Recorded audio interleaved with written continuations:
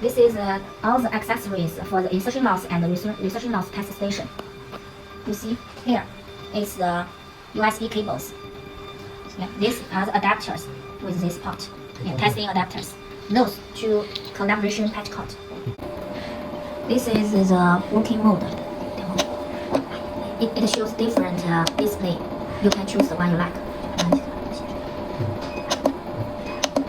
Okay, normally we will choose this display. It can show two wavelengths and insertion loss and return loss data.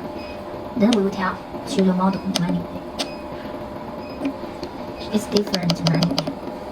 Warning setting. It shows different warning ways.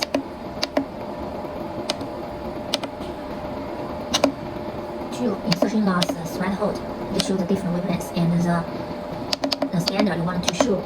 You can change the data, the insertion loss data.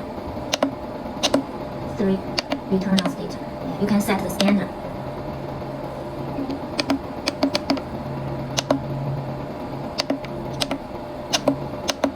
For mode setting, it has two options: normal one and processing one.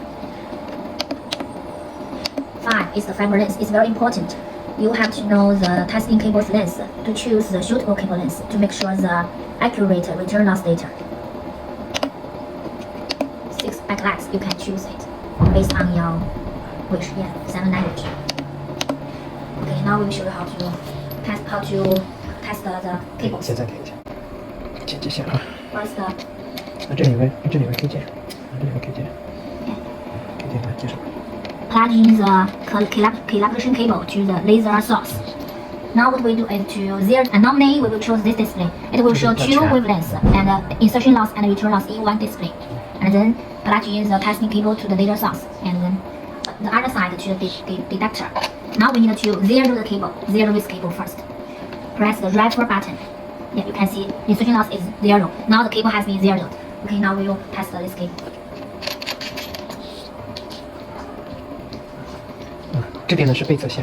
This is the testing cable. It's FC to FC. 是先连这个吗？